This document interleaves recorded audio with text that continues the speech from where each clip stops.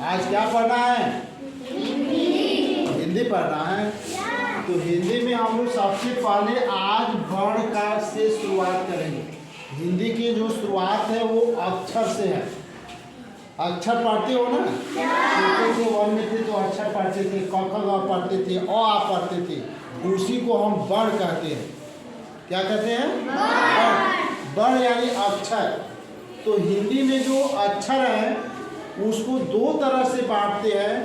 एक उच्चारण के आधार पर, उच्चारण माने बोलने के आधार पर जो वर्ण होते हैं वो 11 स्वर होते हैं और 41 व्यंजन होते हैं। अर्थात टोटल 52 वर्ण होते हैं, 52 अक्षर होते हैं। और लिखावट के आधार पर, लिखने के आधार पर लिखते कितने हैं? 54 लिखते हैं, जिसमें से 13 स्वर हो जाता है। और 13 में क्या बढ़ जाता है? तो छोटा लिपि और बड़ा लिपि, एक लिपि बढ़ जाता है, एक बड़ा लिपि बढ़ जाता है। तो वही 11 से या 13 हो जाता है। यह 35 वर्ण हो जाता है व्यंजन, और 4 ठो संयुक्त अक्षर हो जाता है। जैसे क्षत्रिय छ भी पढ़ते हो ना, तो इस तरह से मूर्धन्य स ये सब जो है 4 ठो संयुक्त वर्ण हो जाता है। तो लेखन के आधार पर, लिखावट के आधार पर आपके वर्ण कितने हो जाते हैं? 54 हो जाते हैं। ठीक है। अब इन अक्षरों को, इन वर्णों को हम दो भागों में जो बांटते हैं वह एक होता है स्वर और एक होता है व्यंजन। तो स्वर और व्यंजन, देखिए स्वर क्या है? यह स्वर है। आपका जो स्वर है वो स्वर देता है, मतलब एक लय देता है। और सभी स्वर जो है व्यंजन के साथ जो है जुड़ा होता है। जब भी आप हिंदी पढ़िएगा तो उसमें पाइएगा कि यह सभी स्वर जो है व्यंजन के साथ जुड़ा हुआ है। बिना स्वर के व्यंजन का कोई महत्व ही नहीं है। जो आप 35 और 41 व्यंजन पढ़ रहे हैं उसमें भी स्वर जुड़ा हुआ है। जैसे आप कहते हैं क, ओ आ रहा है, का आ रहा है। तो कोई भी चीज पढ़ेंगे तो उसके साथ आपको स्वर जुड़ा होगा, और इसी आधार पर स्वर जो है व्यंजन के साथ जुड़ करके ककहरा बनाता है, जिसको 12 अखड़ी पढ़ते हैं। पढ़ते हैं ना, 12 को मात्रा पढ़ते हैं ना। तो स्वर ही सभी व्यंजन के साथ जुड़ करके 12 मात्रा बनाता है। अब स्वर का हम उच्चारण कैसे करते हैं इसको एक दिन आपको बताए थे ना। जैसे मान लीजिए ओ है, तो ये सभी व्यंजन के साथ जुड़ा हुआ है। इसका कोई अपना मात्रा है ये नहीं है, दिखाई नहीं देता है। लेकिन वही कहते हैं आ, तो देखिए ओ छोटा हो गया और आ बड़ा हो गया। इसको पढ़ते हैं ओ आ, ई ऊ। देख रहे हैं, एक छोटा है और एक बड़ा है। तो छोटा वाला को थोड़ा जल्दी पढ़ते हैं और बड़ा वाला को थोड़ा लंबा पढ़ते हैं। इसको हमेशा याद कर रखिएगा। ओ आ ई ऊ, इतना तक तो परेशान करता है। बाकी ए ऐ ओ आओ अंग आह, ये आसानी से आपको पकड़ में आ जाता है। कहीं भी लिखावट में तो आप आसानी से पकड़ लेते हैं। लेकिन ये जो 4 मात्रा है बड़ा दिक्कत करता है। जैसे मान लीजिए आप सीता लिखते हो तो ऐसे लिखते हो तो इसको भी सीता पढ़ोगे ना, और इसको ऐसे लिखते हो तो अभी सीता पढ़ोगे। सीता तो दोनों है। ये अब समस्या क्या है कि यह मात्रा सही है कि यह मात्रा सही है? कौन मात्रा सही है? तो मात्रा जो है उच्चारण के आधार पर हम पकड़ेंगे। अगर आप गलत उच्चारण करते हैं तो मात्रा गलत मिलेगी। अगर हम कहते हैं सीता सीता तो ये छोटा हो जाएगा। अगर कहेंगे सीता तो ये बड़ा उच्चारण हो जाएगा, बड़ी मात्रा हो जाएगी। किताब तो छोटी हो जाएगा। समझ में ना? तो ये छोटे और बड़ी मात्रा को आपको जानना जरूरी है। ये टोटल जो है हम प्रयोग में जो है 12 स्वर करते हैं। 12 स्वर का जो हम प्रयोग करते हैं उसी के साथ यह 12 बड़ी बनी हुई है, जिसका प्रयोग आप विभिन्न प्रकार के शब्द बनाने में, वाक्य बनाने में, भाषा लिखने में आप उसका प्रयोग करते हैं। ठीक है, तो स्वर के बारे में आपको जानकारी हो गई। अब व्यंजन भी जान गए, अर्थात आप वर्ण के बारे में जान गए। वर्ण क्या है, एक छोटा सा परिचय रहा। लेकिन साथ ही में एक चीज और आज आपको बताएंगे, जो शब्द है, सबसे इम्पोर्टेंस है, आपके सिलेबस की चीज है, लेकिन आप जैसे जैसे बड़े जाएंगे इसको बड़े पैमाने पर पढ़ेंगे। शब्द क्या है, तो दो वर्णों के मेल से बनता है। अकेले अकेले है तो उसको क्या कहेंगे, अक्षर कहेंगे। एक और है अलग अलग है तो, अब वही दो ठो अगर मिलता है, मात्रा सहित मिले या सिंगल मिले, तो उसे हम क्या कहेंगे, शब्द कहेंगे।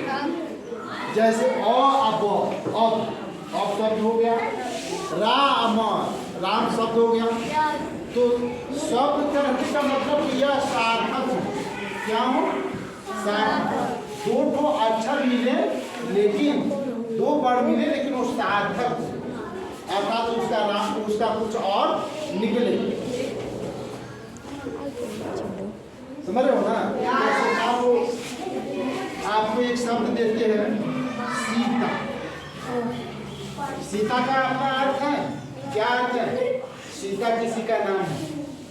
सीता क्या है, किसी का नाम है, तो इसका अर्थ है ना।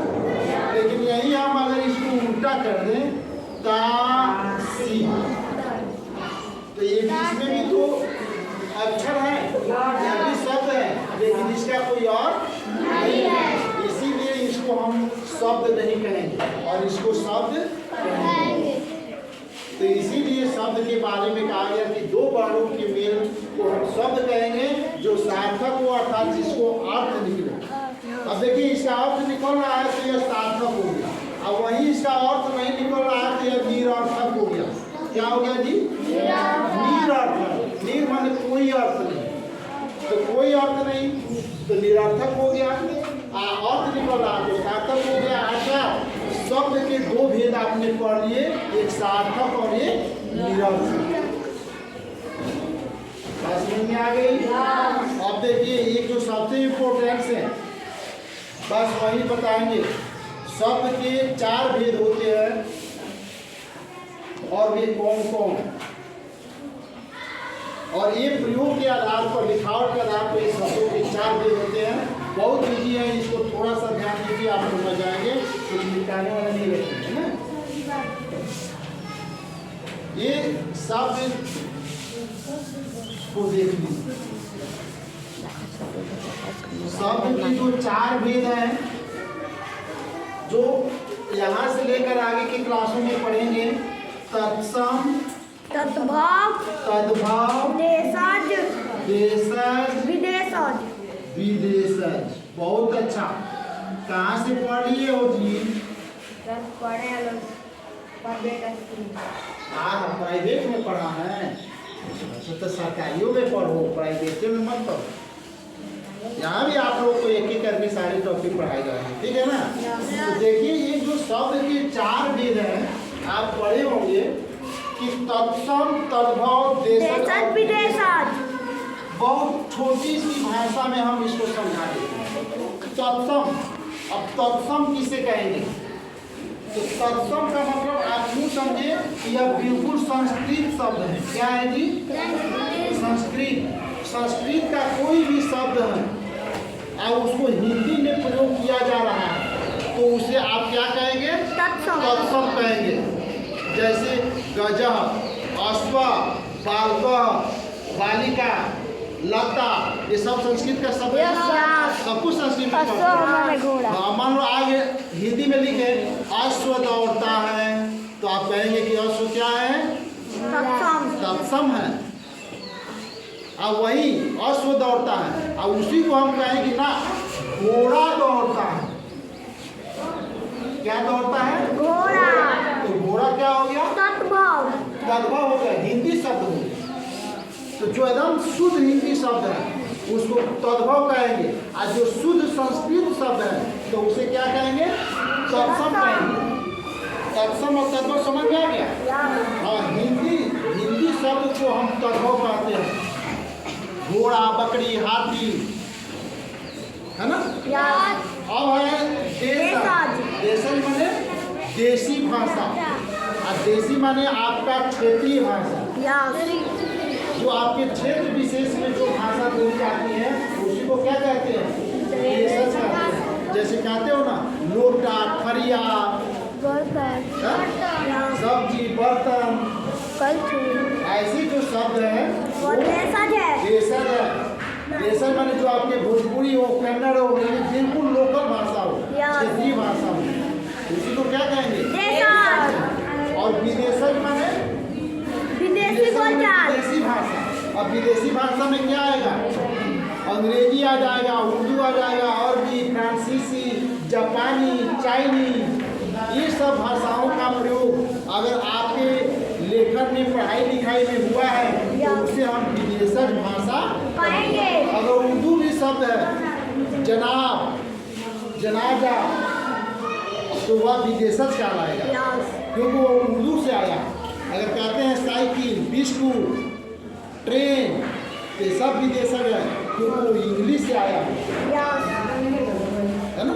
यस तो जो खारिजीन है, बाहरी भाषा है, उर्दू से, अंग्रेजी से, फ्रांसीसी से, रोमन से, जापान से, चाइना से, यानी अपने देश में ही दूसरे देशों से आया हुआ है तो उसे हम विदेशज भाषा कहेंगे। तो ये चारों समझ में आ गया। यस यह शुद्ध संस्कृत है, तत्सम, शुद्ध हिंदी है, तत्भव, तद्भव, यह शुद्ध भोजपुरी है, शुद्ध क्षेत्रीय भाषा है तो देशज।